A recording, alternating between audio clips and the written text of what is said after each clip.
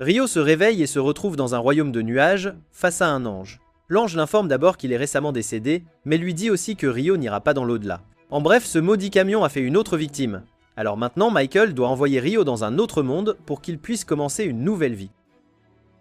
D'après les informations de Michael, Rio ne recevra aucune mission ou tâche spéciale à accomplir dans ce nouveau monde, il est donc libre de faire absolument ce qu'il veut. Rio exprime son désir de mener une vie lente et relaxante, et Michael est d'accord, mais il doit d'abord donner à Rio un aperçu général du monde dans lequel il va se réincarner. C'est un monde magique nommé Phi et environ 20% de sa population peut lancer des sorts avec ses éléments naturels. Cela étant dit, l'élément avec lequel Rio est le plus compatible est l'eau, et comme il a demandé une vie lente et relaxante, Michael a pris la liberté de lui installer une petite maison avec un kit de démarrage et une barrière protectrice tout autour pour éloigner les monstres. Dans le cadre de son kit de démarrage, Michael a également préparé une glacière avec 2 mois de nourriture en réserve, ainsi Rio n'aura pas à s'inquiéter de la faim pendant un certain temps. Il a aussi reçu un livre avec des descriptions détaillées de tous les monstres que Rio pourrait rencontrer dans la région. Cela lui sera utile lorsque Rio rencontrera finalement les bêtes de la forêt, mais pour l'instant, il veut essayer sa nouvelle magie. Il sort et crie l'incantation boule d'eau, provoquant l'apparition d'une sphère d'eau dans sa main. La magie semble donc beaucoup plus facile qu'il ne l'avait imaginé. Mais il peut aussi le faire simplement en pensant à une boule d'eau, donc l'incantation n'est pas vraiment nécessaire. Maintenant qu'il sait qu'il peut utiliser la magie, il se dirige directement vers les bains et commence à remplir la baignoire d'eau. Mais il réalise vite qu'il ne sait faire que de l'eau tiède. Il n'y a aucun moyen qu'il puisse apprécier un bain qui ne soit pas chaud, alors il sort et commence immédiatement à faire un feu pour chauffer l'eau. Mais malheureusement, il n'a aucune idée de comment allumer un tel feu. Il finit par abandonner et s'allonge sur le dos, mais alors il lève les yeux vers le soleil et cela lui donne une excellente idée.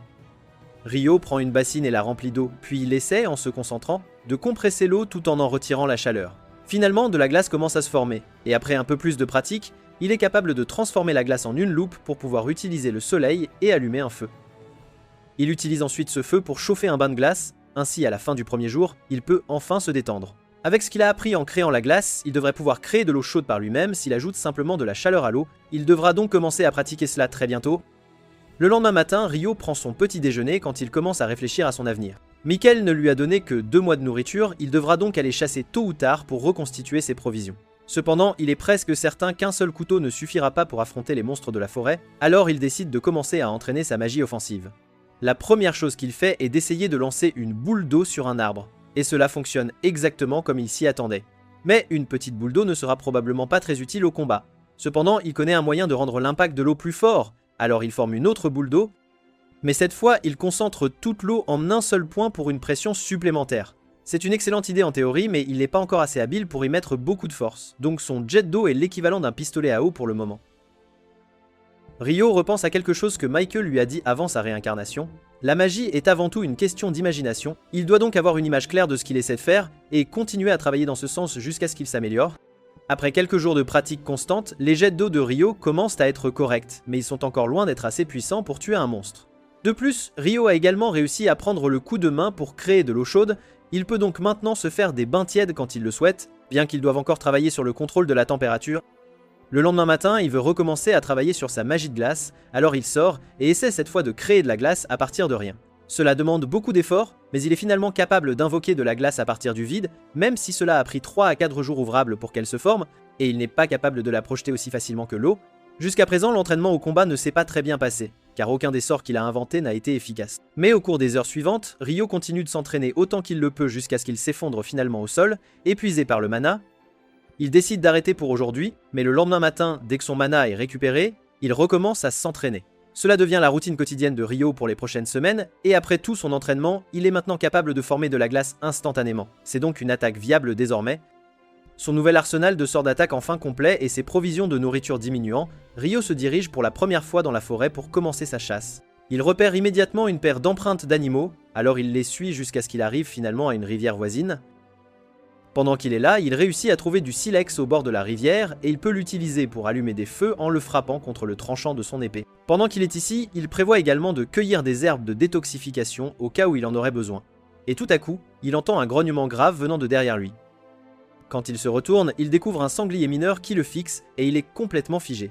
Le sanglier commence à charger Rio. Mais c'est la première fois qu'il doit se battre pour sa vie, alors il a du mal à réfléchir à ce qu'il doit faire. Juste au moment où le sanglier est sur le point de le frapper, il réussit à se ressaisir et saute sur le côté pour éviter d'être piétiné. Mais il ne semble pas que le sanglier en ait fini avec lui pour l'instant. Heureusement, Ryo a finalement retrouvé son sang-froid. Alors que le sanglier fonce sur lui, il crée une piste de glace pour le faire glisser, puis il forme plusieurs pics de glace juste sur le chemin du sanglier, entraînant sa mort immédiate et brutale. Après avoir préparé la viande de sanglier, Ryo jette un œil au livre des monstres pour en savoir plus, et apparemment le sanglier mineur est le monstre le plus faible que l'on puisse rencontrer dans cette forêt. Le livre entier est conçu comme un guide pour débutants, donc la plupart des monstres qu'il contient sont assez basiques, mais il y a 2 pages supplémentaires à la fin du livre qui semblent importantes. Une page parle des dragons et de la façon dont ce sont des créatures assez puissantes pour détruire des villes entières à elles seules. Le livre recommande de fuir immédiatement s'il en rencontre un, car il n'aurait aucune chance de le vaincre. Bien qu'il ne pourrait probablement pas le semer non plus, il ferait donc mieux de supplier pour sa miséricorde. Il y a aussi une page qui parle de quelque chose appelé un démon, mais il n'y a pas beaucoup d'informations à ce sujet. Donc tout ce que le livre dit, c'est que si jamais vous en rencontrez un, vous êtes condamné. Le lendemain, Ryo repart à la chasse, mais alors qu'il ne faisait pas attention, il est soudainement attaqué d'en haut par un faucon assassin géant. Le faucon est capable d'utiliser la magie du vent pour lacérer sa proie, alors Ryo est forcé de courir tout en créant des boucliers de glace pour bloquer le vent tranchant. Il sait à quel point les faucons sont difficiles à gérer, alors il préférerait ne pas le combattre, mais il n'y a aucun moyen qu'il puisse le semer, donc sa seule option pour l'instant est de riposter. Il lève la main et commence à lancer ses jets d'eau, mais le faucon parvient à esquiver son attaque et fond sur lui avec la magie du vent pour frapper Ryo. Cependant, Ryo réagit à temps pour créer un bouclier de glace, lacérant l'œil du faucon et le faisant s'écraser la tête la première au sol. Quelques instants plus tard, le faucon reprend conscience, bien que son œil ait été définitivement endommagé, alors il s'envole pour battre en retraite. Mais avant de partir, il jette un dernier regard à Ryo pour mémoriser son visage, car maintenant le faucon a une vendetta personnelle contre lui. Ryo est soulagé d'avoir réussi à survivre, mais ce n'est vraiment pas ce à quoi il s'attendait pour sa nouvelle vie relaxante. Pendant que Ryo était poursuivi par le faucon, il a couru si loin qu'il s'est retrouvé perdu dans la forêt jusqu'à tard dans la nuit, et alors qu'il essayait de retrouver le chemin de sa maison, il tombe par hasard sur un lac lumineux avec un Dullahan debout au milieu, et il semble que celui-ci l'ait repéré. Au fil du temps, Ryo poursuit son entraînement et est maintenant capable de chasser et de conserver de la nourriture pour lui-même avec une relative facilité. Sa magie de l'eau est également devenue beaucoup plus puissante, lui permettant de créer des lames de glace tranchantes et de les abattre avec une grande force en un instant. Son jet d'eau est également devenu assez puissant pour traverser la roche solide avec facilité, sa capacité de combat est donc plutôt bonne maintenant, mais la magie de glace n'est pas le seul entraînement qu'il a suivi récemment. Depuis le jour où il a été repéré par le Dullahan, il est sorti dans la forêt, tard chaque nuit pour le combattre. Les cavaliers sans tête n'étaient pas du tout mentionnés dans le guide des monstres. Le Dullahan n'est soit pas un monstre, soit il est simplement trop avancé pour le guide du débutant. Quoi qu'il en soit, Ryo prévoit toujours de le combattre, alors Ryo charge en avant avec son bâton de glace et commence à frapper. C'est plus une séance d'entraînement qu'un véritable combat, car le Dullahan surclasse Ryo en force et en compétence, mais Ryo fait toujours de son mieux pour bloquer les attaques du Dullahan avec ses boucliers de glace, mais il finit quand même par être mis à terre en quelques secondes. Le Dullahan n'a jamais dit un mot à Ryo, mais pour une raison quelconque, Ryo a l'impression qu'il a endossé le rôle d'un professeur essayant de le remettre en forme. Juste à ce moment-là, le Dullahan lève son épée et utilise la magie de l'eau pour étendre sa lame. Ryo est surpris d'apprendre que le Dullahan peut aussi utiliser la magie de l'eau, mais après avoir démontré comment l'épée fonctionne, il la remet à Ryo et s'avance sur le lac. Quelque temps plus tard, Ryo était à la chasse comme d'habitude, il fut soudainement attaqué par le même faucon assassin que la dernière fois. Il ne se souvient pas qu'il était noir la dernière fois qu'il l'a vu, alors il suppose qu'il a dû travailler dur pour évoluer juste pour pouvoir revenir pour une revanche. Le faucon plonge vers Ryo et lance plusieurs entailles de vent, alors Ryo érige 5 couches de murs de glace pour se protéger. Cependant, comme il a évolué, les entailles de vent du faucon sont si puissantes qu'elles ont instantanément brisé tous les murs de glace de Ryo. Et maintenant, il commence à être vraiment nerveux. Il se met à traverser le champ en zigzagant tout en érigeant des murs de glace pour bloquer toute attaque entrante, et quand il voit enfin une ouverture, il contre-attaque en lançant plusieurs pics de glace. Cependant, le faucon a réussi à esquiver les pics avec une soudaine explosion de vitesse, et ce n'est pas tout. Il ouvre sa gueule et pousse un cri à une fréquence qui interfère avec la magie de Ryo, de sorte que tous ses boucliers de glace disparaissent, et il est pratiquement sans défense. Mais le faucon n'en a pas encore fini, alors il commence à planer devant Ryo, et il sent que quelque chose d'énorme arrive, mais il ne sait pas quand. Quelques instants plus tard, Ryo peut sentir l'électricité dans l'air alors qu'un éclair est tiré droit sur lui, et une attaque comme celle-là aurait été fatale. Mais heureusement, il a pu utiliser un bâton comme paratonnerre et sauter pour se sauver. Pendant que Ryo se remet du choc partiel qu'il vient de recevoir, le faucon descend et essaie de l'achever avec ses serres. Mais à la dernière seconde, Ryo sort son épée de glace et part l'attaque. Le faucon l'affronte encore quelques fois, mais grâce à tout l'entraînement de Ryo avec le Dullahan, il est capable de localiser rapidement une faille dans les défenses du faucon et de le poignarder au cou. Après que le faucon soit tombé au sol, Ryo s'en approche car il peut comprendre ce qu'il ressent. Il a perdu un œil à cause de Ryo, alors il voulait désespérément prouver qu'il était plus fort que lui, c'est pourquoi il a évolué en premier lieu. Mais Ryo a aussi passé son temps à essayer de devenir fort. Alors au final, le faucon a quand même perdu. Après cela, Ryo commence à rentrer chez lui, mais à son plus grand choc, il est soudainement confronté à un dragon. Il se souvient de ce que le livre disait sur les dragons, qu'ils étaient imparables. Alors, il croit qu'il est condamné, mais à sa grande surprise, le dragon commence à lui parler par télépathie. Le dragon ne semble pas vouloir faire de mal à Ryo. En fait, il s'est juste arrêté ici parce qu'il cherche actuellement un faucon noir qui est passé par là, et il se demandait si Ryo l'avait pu être vu dans les parages. Ryo est content que le dragon ne soit pas hostile, mais il parle probablement du faucon qu'il vient de tuer, alors il s'excuse abondamment et explique que le faucon l'a attaqué, il n'a donc pas eu d'autre choix que de le tuer. Le dragon est surpris d'apprendre qu'un humain comme Ryo ait pu tuer un faucon, mais il ne semble pas trop contrarié par cela. Par ailleurs, le dragon est plutôt intrigué par l'épée que Ryo porte, car il la reconnaît comme étant celle du roi des fées. Et pour qu'il l'ait donnée à un jeune garçon, Ryo doit avoir fait quelque chose pour gagner ses bonnes grâces. Le dragon a pris Ryo en affection, et Ryo a quelques questions qu'il espérait poser, car il n'a toujours pas beaucoup d'informations sur ce monde. Lui et le dragon finissent par parler pendant quelques heures jusqu'à tard dans la soirée, mais leur conversation est écourtée, car le dragon doit rentrer chez lui maintenant. Ryo le remercie d'avoir répondu à ses questions, et le dragon le remercie également car cela faisait des lustres qu'ils n'avaient pas eu une conversation aussi intéressante. Les deux se disent au revoir, mais pendant ce temps, Michael est au ciel, examinant les documents de réincarnation de Ryo quand il remarque quelque chose qu'il avait manqué plus tôt. Il semble que Ryo ait reçu le trait caché de jeunesse éternelle pour une raison quelconque, et Michael trouve cela étrange car il n'a pas vu quelqu'un avec un trait caché depuis qu'il a envoyé une jeune héroïne à Fae il y a 10 000 ans. Un jour, Ryo se dirige vers la plage car il a récemment eu envie de sel, mais quand il arrive là, il trouve l'épave d'un navire échoué. Il s'approche du navire pour voir s'il y a des survivants, et il trouve un corps gisant à côté. Et quand il vérifie l'homme, il réalise que l'homme est déjà mort, il n'y a donc rien qu'il puisse faire pour aider. Cependant, juste à ce moment-là, Ryo entend le son de quelqu'un qui grogne de l'autre côté de la plage. Alors il regarde par là, et il est ravi de voir que quelqu'un a réellement survécu à l'épave. Le navire a été détruit par un monstre marin géant pendant une tempête massive. Alors Abel était certain de trouver sa fin en mer, mais à sa grande surprise, il se réveille dans un lit chaud. Toutes ses affaires ont été mises de côté sur la table à côté de lui, alors il les prend et commence à explorer les environs, car il n'a aucune idée de l'endroit où il se trouve. Il sort dehors dans l'espoir de repérer un point de repère ou quelque chose, mais tout ce qu'il peut voir autour de la maison est une épaisse ligne d'arbres. Juste à ce moment-là, Ryo sort de la maison et dit qu'il est content de voir qu'Abel est de nouveau sur pied. Abel est choqué quand il réalise que Ryo est là car il n'a pas pu le sentir s'approcher du tout. Mais à part ça, il trouve que Ryo est habillé vraiment bizarrement. Il est sur le point de demander pourquoi Ryo n'a aucun sens du style, mais il réalise alors que ce serait impoli de dire quelque chose comme ça d'emblée, alors à la place, il remercie d'abord Ryo de lui avoir sauvé la vie. Ryo dit qu'il n'y a pas besoin de le remercier puisque tout ce qu'il a fait, c'est transporter le corps d'Abel ici.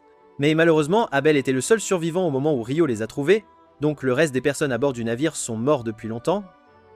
Abel est un peu surpris que d'autres personnes se soient échouées à ses côtés, mais il dit à Ryo qu'il n'a pas le temps de trop s'inquiéter de leur mort, car tous les autres à bord de ce navire étaient des passeurs illégaux. Ryo n'est pas exactement sûr de ce qu'Abel entend par passeur, mais pour l'instant Abel doit avoir très faim après avoir survécu à un tel naufrage, alors Ryo propose de lui préparer un déjeuner. Pendant qu'il mange, Abel finit par demander à Ryo pourquoi il ne porte rien d'autre qu'un pagne en laine. Alors Ryo explique qu'il n'a pas de vêtements à porter.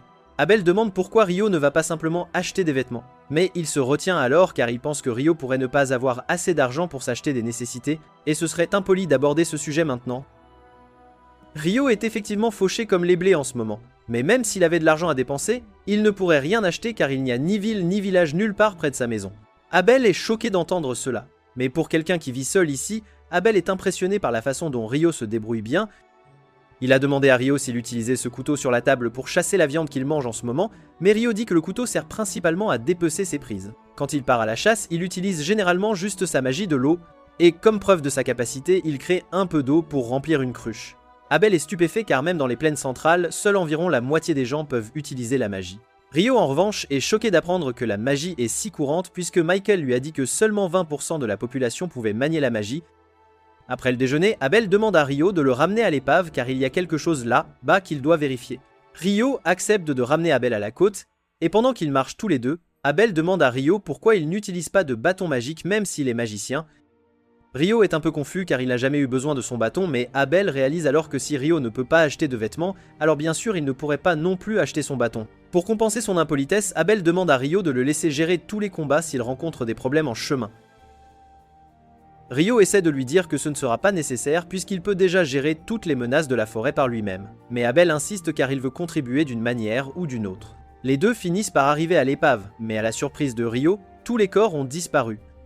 Il pense qu'un monstre a dû apparaître et manger les corps à un moment donné, donc Abel a eu beaucoup de chance que Rio le trouve avant que quelque chose de grave ne se produise. Après avoir fouillé l'épave pendant un certain temps, Abel réalise que ce qu'il cherche n'est pas ici, alors il arrête de chercher. Rio lui demande ce qu'il compte faire maintenant, alors Abel dit qu'il va retrouver ses amis, bien que ce soit beaucoup plus facile à dire qu'à faire. Se diriger vers la ville de Lune serait un bon début pour le ramener à ses amis, mais il est presque certain que cet endroit est bien au sud de Lune, et il n'a aucune idée du temps qu'il lui faudra pour revenir. Il craint de devoir se préparer à un long et solitaire voyage, mais il a alors une idée et demande à Rio s'il aimerait venir avec lui. Rio est un peu stupéfait par l'offre, mais Abel dit qu'il ne connaît pas du tout cette région. Il pourrait donc vraiment utiliser un guide pour l'aider à retrouver son chemin. Rio y réfléchit un instant, et il n'y a vraiment pas beaucoup de raisons pour lui de rester ici à ce stade. Il est également curieux d'apprendre comment sont les autres habitants de ce monde, alors il accepte d'accompagner Abel. Cependant, il a quelques affaires à régler d'abord, alors il demande si c'est d'accord pour qu'il parte demain matin. Abel n'a aucune objection, alors il retourne à la maison de Rio pour l'instant, et plus tard cette nuit-là, Rio se prépare à partir seul dans la forêt.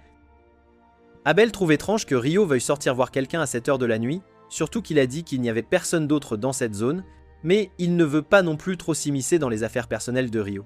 Alors il ne dit rien. Rio se dirige dans la forêt et rencontre finalement le Dullahan. Il l'informe qu'il quittera la forêt pendant un certain temps et que ce sera peut être la dernière fois qu'ils pourront s'entraîner ensemble avant un moment. Il prévoit de se battre aussi fort qu'il le peut. Rio prépare son épée et fonce sur Dullahan qui, malgré tout, réussit à parer toutes les offensives de Rio. Mais grâce à ces immenses progrès, les coups de Rio sont désormais suffisamment puissants pour faire reculer Dullahan, ce qui est un changement notable. Néanmoins, la maîtrise de Dullahan reste de loin supérieure à celle de Rio. Et après un combat acharné, Rio s'effondre, vaincu, les genoux à terre. Maintenant que leur affrontement est terminé, Dullahan regagne lentement le lac. Rio se relève et le remercie sincèrement pour tout l'entraînement qu'il lui a prodigué. C'est entièrement grâce à l'aide précieuse de Dullahan que Rio a pu survivre aussi longtemps dans cette forêt hostile. Dullahan, de son côté, en est venu à considérer Rio comme son élève le plus cher. Ainsi, en guise de cadeau d'adieu, il lui offre une robe spéciale, et Rio est profondément reconnaissant. Le lendemain matin, Rio et Abel sont enfin fin prêts à entamer leur périple. Alors qu'ils s'éloignent, Rio adresse un ultime adieu à ce qui fut sa toute première demeure dans ce monde. Tandis que les deux compagnons s'enfoncent davantage dans l'épaisseur de la forêt, ils tombent rapidement sur un monstre sanglier. Abel demande alors à Rio de se tenir à l'écart et de le laisser gérer la situation. Il dégaine son épée et fonce sur le sanglier, tout en lançant une compétence de combat qu'il nomme empalement total. En un éclair, un trou béant est soufflé de part en part à travers le corps massif du sanglier. Rio est absolument sidéré par ce qu'il vient de voir et il interroge Abel sur la nature exacte de ses compétences de combat. Abel lui explique alors que ceux qui sont incapables d'utiliser la magie se battent en employant des techniques spécifiques, nommées compétences de combat, qui leur permettent d'accomplir des prouesses incroyables, à l'image de ce qu'Abel vient de réaliser sur ce sanglier. Après une journée entière à traverser la forêt, ils atteignent finalement une vaste zone marécageuse. Cependant, celle-ci est infestée d'hommes lézards, et Abel préférerait de loin éviter de les affronter tous en même temps. Il propose donc à Rio de faire un large détour en passant par l'épaisseur des bois. Cependant, alors qu'ils sont en plein détour, Rio perçoit une présence qui se rapproche lentement d'eux. Il alerte Abel et l'informe que les hommes lézards sont en train de les suivre. Abel déclare qu'ils n'auront d'autre choix que de les repousser et il dégaine son épée. Mais Rio lui fait remarquer qu'il y a bien trop d'hommes lézards pour qu'Abel puisse les affronter seul et qu'il va donc s'en charger en utilisant sa magie. Abel ne saisit absolument pas comment Rio compte bien vaincre à lui seul un groupe entier d'hommes lézards. Mais, au moment où les créatures émergent de la lisière des arbres, Rio les foudroie instantanément avec une volée de stalactites de glace. Abel est stupéfait par ce qu'il vient de voir mais ils sont encore en plein combat, il devra donc remettre ses questions à plus tard. Une fois que tous les hommes lézards ont été neutralisés, Abel demande à Rio de lui expliquer quel type de sortilège il vient tout juste d'employer. Rio ne comprend pas du tout ce dont Abel parle, car selon lui, il n'a fait que lancer plusieurs sorts de stalactites de glace tout à fait ordinaires. Cependant, d'après ce qu'on a rapporté à Abel, un mage ne devrait être capable de lancer qu'un seul sort à la fois, et c'est là que réside son étonnement. Abel a recueilli cette information auprès d'un mage du vent.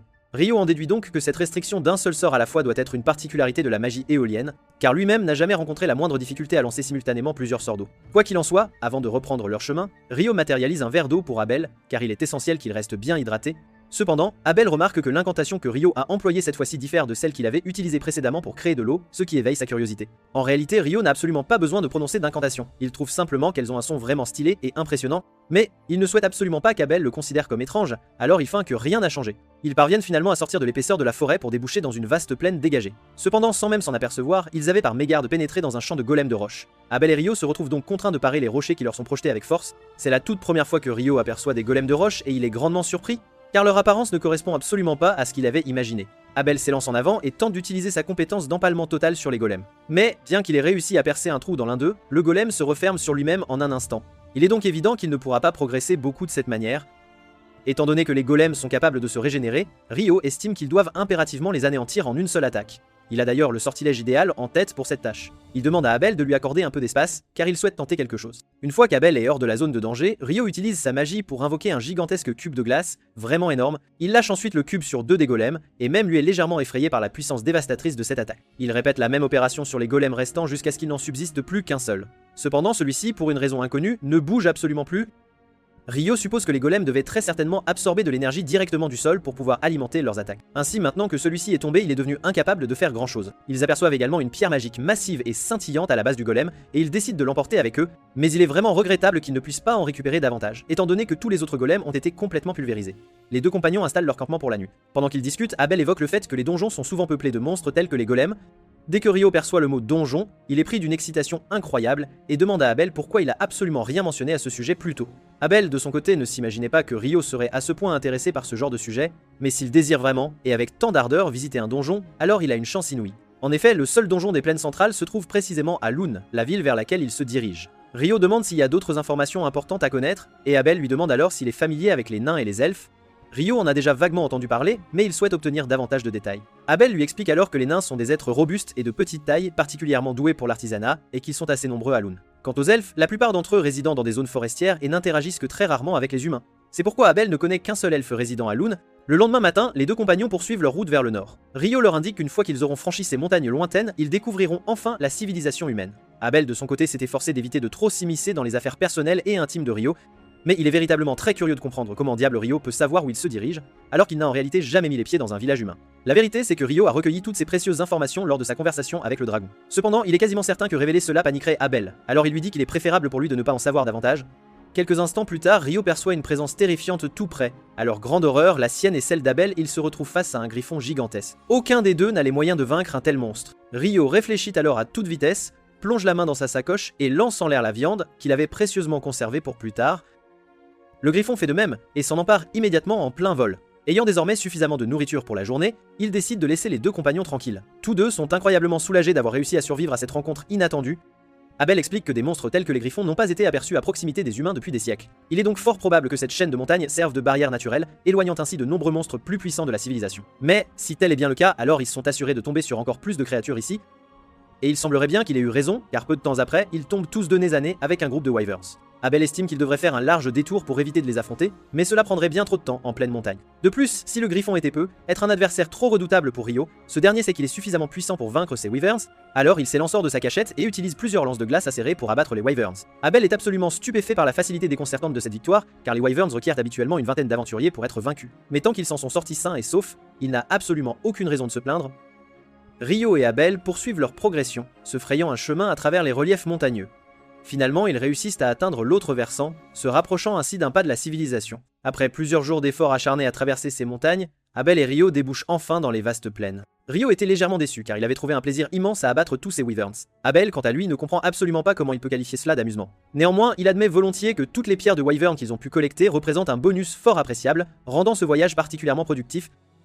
Abel finit par distinguer au loin une route qui s'étend d'étang ouest. Il la reconnaît immédiatement comme étant celle qui conduit à la ville de Kaeladi. Par conséquent, s'il se dirige dans cette direction, il devrait y arriver relativement rapidement. Ryo est impatient de découvrir l'apparence des villes de ce monde. Et comme ils feront une halte prolongée à Kaeladi, Abel suggère à Ryo de goûter absolument la cuisine locale car elle est réputée pour être délicieuse. Les deux compagnons arrivent finalement à Kaeladi, et la première chose qu'ils font est de se rendre directement dans un restaurant.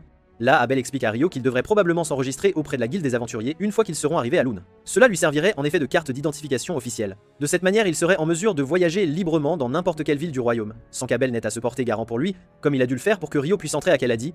De surcroît, Ryo aurait également la possibilité de vendre toutes les pierres magiques qu'il a pu collecter directement à la guilde, ce qui en fait une démarche tout à fait logique et naturelle. C'est alors que leur plat arrive. Ryo est stupéfait en découvrant le contenu de l'assiette devant lui, c'est du curry. Il n'avait absolument jamais envisagé que le curry puisse exister dans ce monde. Et en tant que personne qui se nourrit de viande et de légumes insipides depuis son arrivée ici, il rêve désespérément d'un peu de saveur épicée. Le lendemain, Ryo et Abel quittent Kaeladi pour poursuivre leur périple, et après un certain temps de marche, ils atteignent enfin la cité de Lune. Alors qu'il s'approche des imposantes portes de la ville, le garde posté à l'entrée reconnaît immédiatement Abel. Il est absolument stupéfait de le revoir, car Abel avait été déclaré porté disparu il y a de cela plusieurs mois. Abel explique que c'est une longue histoire, mais qu'en substance, la seule et unique raison pour laquelle il est revenu vivant est entièrement due à Rio. Nymer serre la main de Rio avec une grande ferveur, car il lui est profondément reconnaissant d'avoir sauvé son ami. Nymer est toujours en plein service de garde, il a donc pas le temps de se rattraper correctement avec Abel, mais il lui demande tout de même où il se dirige. Abel déclare qu'il va se rendre en premier lieu à la guilde, car tout le monde là-bas est très certainement encore préoccupé par son absence. Et tant qu'à faire, il compte bien faire enregistrer Rio en tant qu'aventurier. Normalement, on débute au rang F, mais avec le parrainage d'un aventurier de haut rang tel qu'Abel, Rio devrait être en mesure de commencer directement au rang D. Quoi qu'il en soit, lorsque votre rang est élevé, vous serez autorisé à entreprendre des quêtes d'une difficulté bien supérieure, et en contrepartie, vous obtiendrez des récompenses bien plus substantielles. Cependant, au vu de la quantité impressionnante de gemmes de Wyvern que Rio a amassé, Abel doute fort qu'il ait à se soucier de l'argent avant un bon moment. Rio demande si les gemmes de Wyvern sont réellement d'une telle valeur, et selon Abel, elles sont si précieuses que les vendre toutes en une seule fois risquerait de provoquer un effondrement pur et simple du marché. Il va donc très probablement devoir laisser le maître de guilde décider de la meilleure façon de les gérer. Dès leur arrivée, Abel pénètre dans l'enceinte de la guilde, et à peine est-il aperçu que tout le monde se presse autour de lui, car tout le croyait mort. Il est évident qu'Abel est extrêmement populaire ici, et Rio ne souhaite absolument pas interférer avec ses retrouvailles émouvantes. Alors, il décide de s'éclipser un instant. Il commence à flâner dans les rues de la ville quand soudainement il heurte une jeune fille elfe. Il se trouve que celle-ci reconnaît immédiatement sa robe comme étant une pièce unique, que l'on ne peut obtenir que directement du roi des fées. Si Rio s'est vu offrir une telle robe, cela signifie que le roi des fées a dû véritablement le prendre en affection. Elle trouve Rio particulièrement intéressant et aimerait beaucoup discuter avec lui. Cependant, elle a des affaires urgentes et impérieuses à régler. Elle doit donc s'en aller sur le champ. Rio est sur le point de se lancer à sa poursuite. Mais à cet instant précis, Abel sort de la guilde, cherchant Rio, car il souhaite absolument le présenter à toutes les personnes présentes. Abel déclare à l'assemblée que sans l'aide précieuse de Rio, il n'aurait jamais été en mesure de rentrer chez lui. Les membres de la guilde sont tous profondément reconnaissants de l'aide apportée par Rio, et ils lui réservent donc un accueil des plus chaleureux. Rio, de son côté, commence vraiment à apprécier l'ambiance de cet endroit. Après la présentation de Rio, Abel l'accompagne au comptoir d'accueil afin qu'il puisse s'enregistrer. Pendant ce temps, il demande à la réceptionniste, Nina, s'il serait envisageable d'élever le rang de Rio au rang D grâce à son parrainage. Nina est étonnée d'entendre une telle requête, car Abel n'a jamais parrainé qui que ce soit auparavant. Cependant, elle reconnaît que Rio est plus que qualifié pour cela. Nina affirme qu'il ne devrait y avoir aucune difficulté à faire monter Rio en grade, mais qu'ils devront tout de même effectuer un test de démonstration de force. Abel prévoit donc d'aller en discuter avec le maître de guilde. Nina leur indique qu'ils peuvent patienter tous les deux dans la salle de réunion pendant qu'elle appelle le maître de guilde. Rio et Abel prennent donc place. Dès que le maître de guilde est informé du retour d'Abel, il se précipite littéralement dans la salle de réunion, et il est incroyablement soulagé de constater qu'Abel est bel et bien vivant et en parfaite santé. Abel s'excuse sincèrement d'avoir causé tant d'inquiétude au maître de guilde, mais Yu est simplement ravi de le revoir enfin. Il remarque ensuite le jeune magicien qui se tient discrètement en retrait, et Abel présente alors Rio comme étant le jeune homme qui lui a littéralement sauvé la vie. Quoi qu'il en soit, Abel mentionne qu'il espérait vivement faire progresser l'inscription de Rio en lui accordant son parrainage. Hugh est tout à fait d'accord avec cette proposition. Cependant, il devra tout de même confirmer la véritable force de Rio avant de pouvoir autoriser la moindre promotion de rang. Abel lui assure que cela ne posera absolument aucun problème, car Rio est bien plus puissant qu'il n'y paraît. Pour preuve, il lui tend le sac débordant de pierres de Wyvern. Après avoir minutieusement inspecté les pierres, Hugh confirme qu'elles proviennent bel et bien de Wyverns. Cependant, il commence à être sérieusement préoccupé, car si un tel nombre de Wyverns se trouve dans la région, il pourrait envahir le pays en un clin d'œil. Abel le rassure en lui affirmant qu'il n'a absolument pas besoin de s'en faire à ce sujet, car les Wyverns qu'ils ont rencontrés se trouvaient au sud des montagnes maléfiques, et ne viendront donc pas de sitôt, par ici. Rio est complètement déconcerté par la mention des montagnes maléfiques, car il n'a jamais entendu parler de cet endroit auparavant. Mais Abel lui explique que ce sont précisément les montagnes qu'ils ont traversées pour arriver jusqu'ici. Les montagnes maléfiques sont d'une telle dangerosité que même les aventuriers de haut rang n'osent s'en approcher. Le fait que Rio et Abel aient réussi à traverser ces montagnes et à en sortir vivants constitue en soi un exploit absolument incroyable. Abel demande si cela sera suffisant pour prouver la force de Rio, et Yu convient que Rio est indubitablement qualifié pour cette promotion de rang. À cet instant précis, les membres du groupe d'Abel font leur apparition. Ils ont en effet appris la nouvelle qu'Abel était bel et bien vivant et en parfaite santé, et ils se devaient de venir le voir en personne. Abel s'excuse auprès de ses coéquipiers de les avoir tant inquiétés. Et comme ils ont probablement beaucoup de choses à se raconter, Yu leur dit qu'il les laissera utiliser la salle de réunion pendant qu'il s'occupera des formalités administratives pour la promotion de Rio. Hugh conduit Rio dans une autre pièce, plus discrète. Un peu plus tard, Nina arrive, apportant avec elle tous les documents nécessaires à l'enregistrement de Rio auprès de la guilde. Tout d'abord, ils doivent remplir son formulaire. Nina lui pose alors quelques questions concernant sa classe, et Rio répond qu'il est un magicien de l'eau, spécialisé dans cet élément. Il n'a également jamais mis les pieds dans un donjon auparavant. Nina lui suggère donc de prendre part au cours de formation au donjon, qui est organisé chaque mois. Rio semble absolument ravi à l'idée de pouvoir enfin découvrir un donjon en personne, et il accepte avec enthousiasme de s'inscrire à ce cours de formation. Nina lui informe que le cours débutera dans 2 jours, précisément à 9h du matin. Rio est surpris, car il ne s'attendait absolument pas à ce que les habitants de ce monde utilisent les mêmes unités de temps que celles qu'il connaît. Poursuivant la procédure, Nina demande à Rio de poser sa main sur un cristal afin de finaliser son inscription. Dès qu'il le fait, toutes ces informations sont automatiquement enregistrées sur une carte de guilde. Cette carte de guilde servira désormais de pièce d'identité officielle à Rio. Maintenant qu'il est dûment enregistré, il se dirige à l'extérieur pour retrouver Abel. Il lui demande ce qu'Abel souhaite faire à présent. Ce dernier répond qu'il a l'intention d'acheter à Ryo de nouveaux vêtements et un bâton, en signe de sa profonde gratitude. Ryo apprécie grandement ce geste, mais il n'a en réalité jamais eu véritablement besoin d'un bâton. La majorité des mages ont impérativement besoin de bâtons pour canaliser leur magie. Mais en ce qui concerne Ryo, il est parfaitement capable de lancer des sorts sans le moindre accessoire. De surcroît, il utilise de toute façon une épée pour le combat rapproché, son bâton ne ferait que l'encombrer inutilement. Plus important encore, Ryo a quelques questions cruciales qu'il aimerait absolument poser à Abel. Ils passent ainsi plusieurs heures à discuter. Ryo apprend alors que ce monde fonctionne selon un système de journée de 24 heures, exactement comme sur Terre, avec 7 jours par semaine et 30 jours par mois. Ce monde utilise également le système métrique pour toutes les mesures. Ryo en déduit donc que quelqu'un a très certainement dû être réincarné ici avant lui, et que cela a eu un impact colossal sur le fonctionnement actuel du monde. Il se fait maintenant passablement tard, et Abel estime qu'il est temps de retourner à la guilde. En tant qu'invité d'honneur, il insiste pour que Ryo l'accompagne également. Ryo ne saisit pas immédiatement le sens de ses paroles, mais lorsqu'il retourne à la guilde, il réalise qu'une fête a été spécialement organisée en leur honneur, à lui et à Abel. Tout le monde est de très bonne humeur, et la fête est donc particulièrement animée. Presque un peu trop en fait, car le lendemain matin, Ryo est absolument et complètement épuisé. Nina s'excuse au nom de tous d'avoir autant épuisé Ryo, mais ce dernier lui assure que ce n'est pas grave, car c'est en partie de sa faute d'avoir tant bu, après tout. Ryo logera temporairement dans les quartiers de la guilde. Nina le conduit donc à sa chambre et lui présente ses nouveaux colocataires. Celui-ci est Nils, tandis que le jeune homme blond, un peu en retrait, se nomme Ito. Tous deux sont enchantés de faire la connaissance de Ryo. Comme tout le monde semble bien s'entendre, Nina informe Ryo qu'elle doit retourner à son poste d'accueil et qu'elle va donc les laisser. Mais avant de partir, elle lui rappelle avec insistance que le cours d'initiation au donjon aura lieu dès demain, et qu'il ferait mieux de ne surtout pas être en retard. Une fois Nina partie, Nils commence à divaguer sur la beauté qu'il lui trouve, mais Ito lui intime de cesser immédiatement, car il n'y a absolument aucune chance que Nina sorte avec un vaurien de son espèce. Changeant de sujet, Ito salue Ryo et lui dit qu'il aimerait que les choses restent informelles ici, afin qu'ils puissent devenir de véritables amis. Ryo répond qu'il aimerait également nouer une amitié. Ito est ravi de l'entendre, car il craignait que Ryo ne soit un individu arrogant et prétentieux, à l'image de Dan de la Chambre 1. Un instant plus tard, on frappe à la porte, et il s'avère que c'est encore Nina qui se présente. Elle s'excuse pour cette interruption inopinée, mais elle vient tout juste d'enregistrer un nouvel aventurier qui a besoin d'un logement. Elle souhaite donc l'installer également dans cette chambre. Le jeune homme se présente sous le nom d'Amon, mais les autres sont étonnés qu'il soit déjà aventurier, car il est évident qu'il n'a pas encore l'âge requis. Amon admet qu'il n'a encore que 16 ans, mais ses deux parents étant décédés, il n'avait guère d'autre choix pour subvenir à ses besoins. Ito assure à Amon qu'il n'y a absolument aucune raison d'en avoir honte, car c'est précisément ainsi que la plupart des gens finissent par embrasser la carrière d'aventurier. Apparemment, Amon a également l'intention de suivre le cours sur les donjons dès demain, alors Nina demande à Ryo de l'accompagner.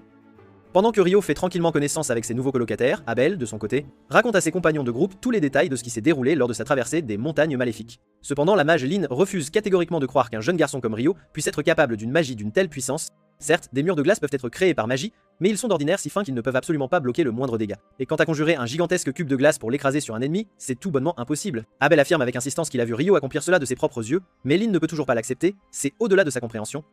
Une telle puissance va à l'encontre de tous les principes fondamentaux de la magie qu'elle a consacré sa vie entière à étudier. Elle devient de plus en plus furieuse à chaque seconde à l'idée qu'un simple enfant puisse être infiniment plus puissant qu'elle. Mais Abel reste inébranlable dans sa conviction de savoir ce qu'il a réellement vu. D'après la description qu'Abel en a faite, la seule autre personne dotée de capacités similaires à laquelle ils peuvent songer serait le célèbre magicien de l'enfer. Le magicien de l'enfer est un héros légendaire, capable d'anéantir des milliers de soldats impériaux d'un simple incantation et de réduire des wyverns en cendres en un instant fugace. Il semble absolument absurde de comparer Ryo à une figure aussi éminente et renommée. Cependant, si sa puissance atteint véritablement le niveau du mage de l'enfer, alors Raya s'inquiète sérieusement des conséquences si Ryo venait à se retourner contre eux et à rejoindre les rangs de l'Empire. Cependant, Abel est absolument certain que cela n'arrivera jamais, car Ryo ne trouve pas que l'Empire de Debuty ait l'air cool, et c'est ce qui lui importe le plus au monde. Quelques jours s'écoulent, et Ryo a assidûment et consciencieusement suivi le cours de formation au donjon. Mais pour la leçon d'aujourd'hui, l'instructeur annonce à tous qu'ils vont se diriger pour la toute première fois vers un véritable donjon. Il demande si quelqu'un a des questions à lui poser concernant les donjons, alors Ryo lève la main et s'enquiert de l'existence de mécanismes de téléportation qui permettraient de se rendre aux étages déjà explorés. L'instructeur est vraiment impressionné que Ryo soit au courant de cela. Mais bien que des dispositifs de cette nature existent bel et bien dans le donjon du Sud, il précise à Ryo qu'il n'en trouvera absolument aucun dans les parages.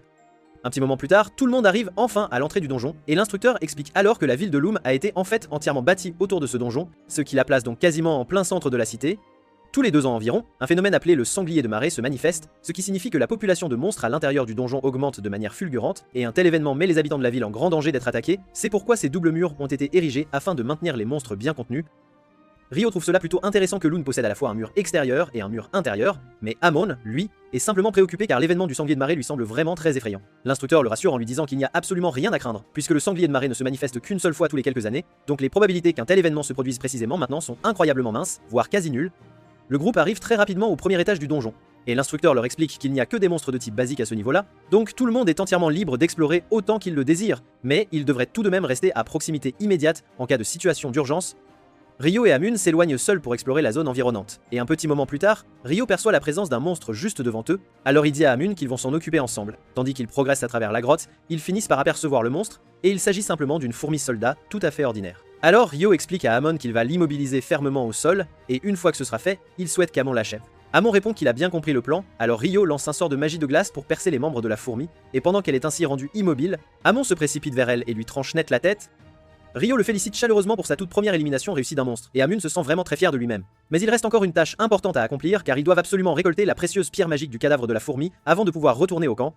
Plus tard cette nuit-là, Ryo et Amune rentrent enfin au Go Lodge, et lorsque les deux autres entendent qu'ils ont réussi à terminer le parcours avec succès, ils organisent une petite célébration en leur honneur. Ito était sincèrement impressionné, car il ne s'attendait absolument pas à ce que Ryo et Amune soient capables de vaincre une fourmi soldat lors de leur toute première incursion dans le donjon. Mais Amune, lui, affirme n'avoir pas vraiment fait grand-chose. C'est Ryo qui a maintenu le monstre au sol pour lui. Mais Ryo insiste en disant qu'Amon mérite au moins un petit peu de crédit, car c'est bien lui qui a porté le coup de grâce final. Knowles leur a alors demandé à tous les deux ce qu'ils comptaient faire maintenant qu'ils sont officiellement certifiés pour explorer le donjon, et Amon répond qu'il aimerait beaucoup retourner dans le donjon pour continuer à l'explorer, mais la simple pensée d'y aller seul le terrifie complètement, donc il ne sait vraiment pas quoi faire.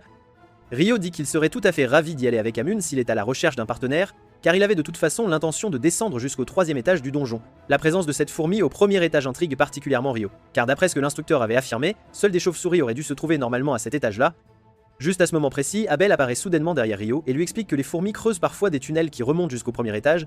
Il n'est donc absolument pas impossible d'en apercevoir une là-haut. Ryo fut un petit peu surpris, car il ne s'attendait vraiment pas à croiser Abel aujourd'hui, mais Nils et Ito en revanche sont complètement éblouis et même stupéfaits, car Abel est une personne vraiment très célèbre dans les environs. Neil est particulièrement nerveux, car il affirme qu'Abel a toujours été son héros personnel, alors il se présente timidement et lui demande s'il peut lui serrer la main. Abel est toujours très heureux de faire la connaissance des nouveaux aventuriers, alors il accepte volontiers de lui serrer la main et lui donne un petit rappel amical de ne surtout pas en faire trop lorsqu'il est en mission ou en quête, car la survie devrait toujours rester sa priorité absolue et principale.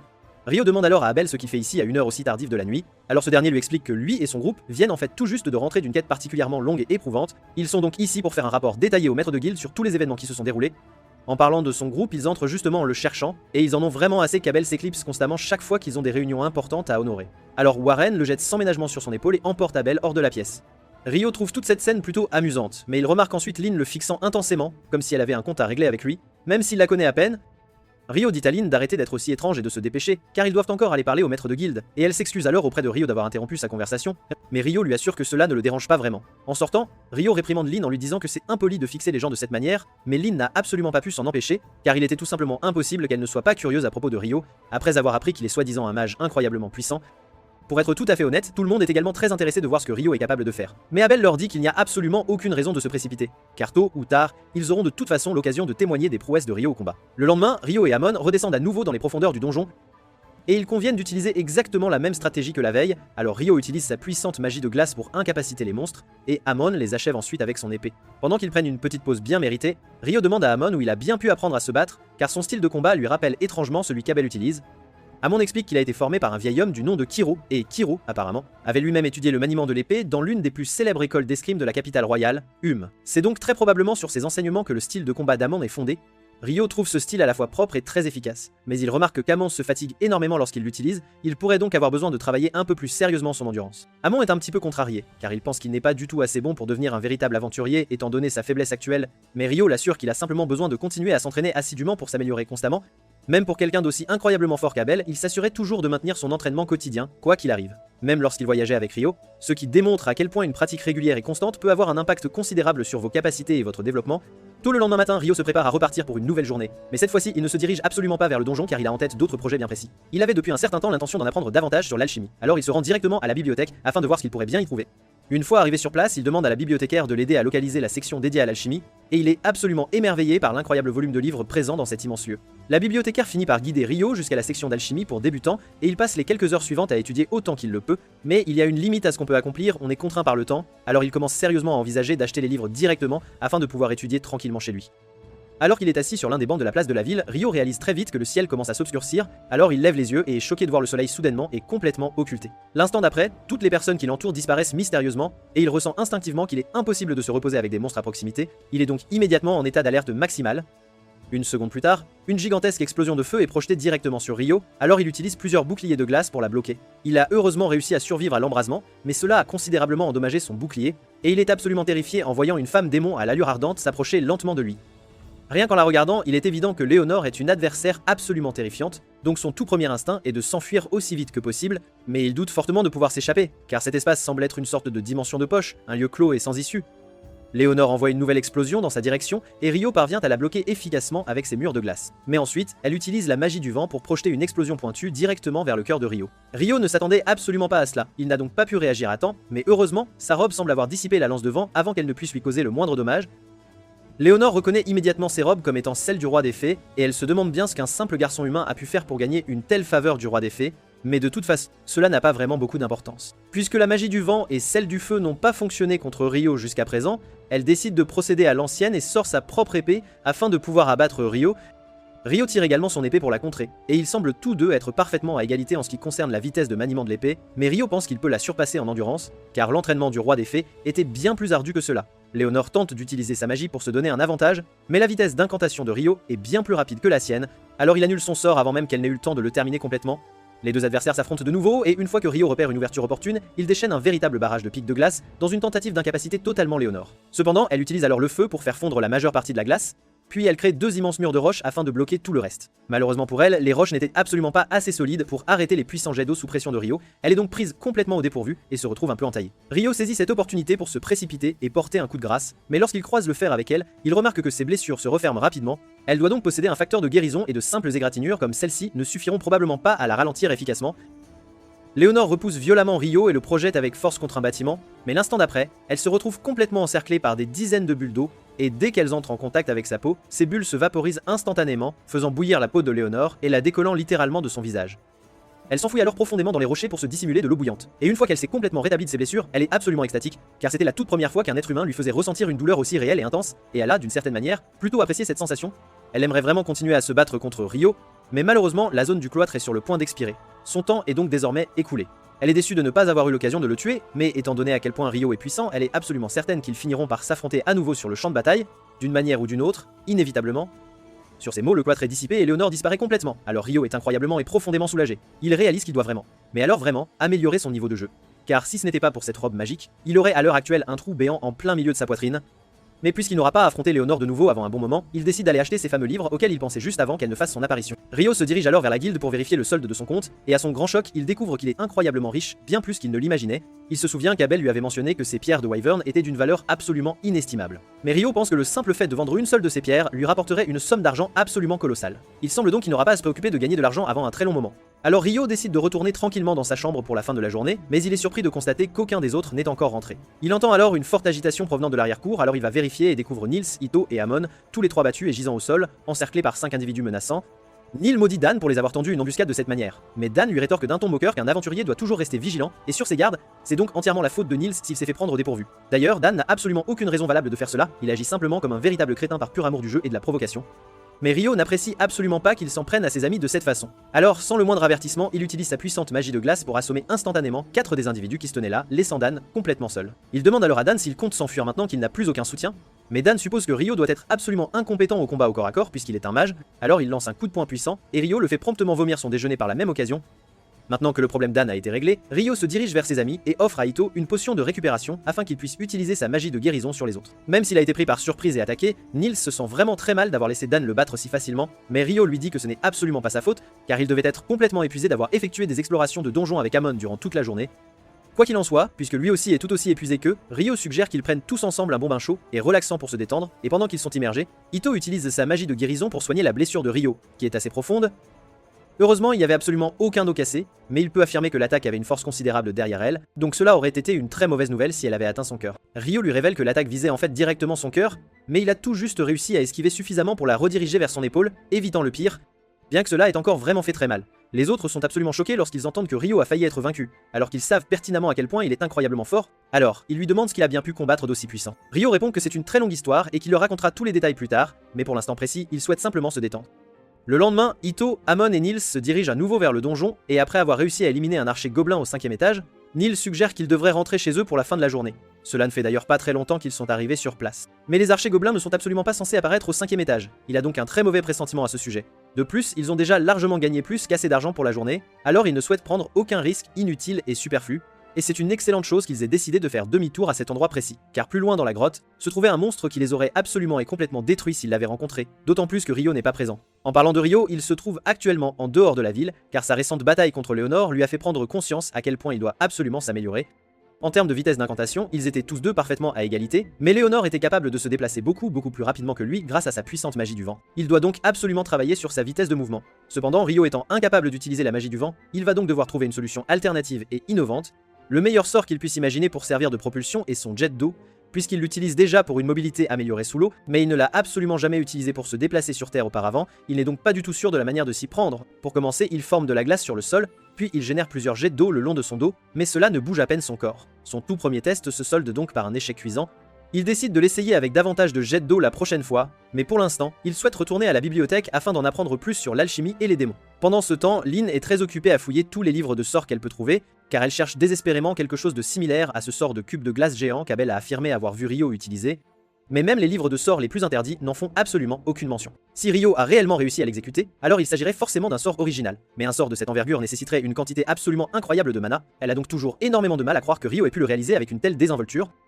Au moment précis où elle remet le livre à sa place, la jeune fille elfe rencontrée plus tôt, Sarah, entre et elle semble être une très bonne amie de Lynn, alors elle lui demande ce qu'elle fait ici. Lynn explique qu'elle essayait simplement de localiser un sort spécifique dans l'un des livres de sorts, mais qu'elle n'a malheureusement pas pu trouver ce qu'elle cherchait. Sarah dit qu'elle est vraiment désolée d'entendre cela, et elle aimerait beaucoup aider Lynn dans ses recherches. Mais elle vient tout juste de rentrer d'une mission à la capitale royale, et elle est déjà en retard pour une réunion très importante. De retour à la guilde, les garçons se dirigent vers le comptoir d'accueil pour remettre à Nina un rapport détaillé sur leur exploration du donjon de ce jour. Nina est très surprise de les voir revenir si tôt, car ils passent habituellement beaucoup plus de temps à l'intérieur du donjon, mais Ito lui explique qu'il y a en fait une raison bien précise pour laquelle ils sont rentrés plus tôt. Il lui montre la pierre magique qu'ils ont obtenue, et après l'avoir minutieusement inspectée, Nina confirme qu'elle appartient bel et bien à un archer gobelin. La présence d'un archer gobelin au 5e étage est pratiquement du jamais vu, c'est pourquoi elle se précipite immédiatement pour informer le maître de guilde, mais avant de s'en aller, elle remercie chaleureusement les garçons pour ces informations si précieuses et inattendues. Une fois que le maître de guilde prend connaissance de cette nouvelle, il est tout aussi choqué que Nina l'était, car les archers gobelins ne sont absolument pas censés apparaître avant le 10e étage, donc en rencontrer un au 5e étage signifie que quelque chose de terriblement grave est en train de se produire. Le maître de guilde demande à Nina combien de groupes d'aventuriers de haut rang sont encore présents à Loon en ce moment précis. Et actuellement, les seuls disponibles sont le groupe d'Abel, l'épée cramoisie, et un groupe de la brigade blanche. Le maître de guilde demande donc à Nina de les convoquer ici afin qu'il puisse leur annoncer personnellement la nouvelle en personne. Un petit moment plus tard, Abel et les autres membres de son groupe arrivent à la guilde en réponse à la convocation urgente du maître de guilde, mais Abel n'est pas vraiment enchanté, car il a entendu dire que la brigade blanche serait également présente, et il déteste absolument devoir s'entretenir avec leur chef.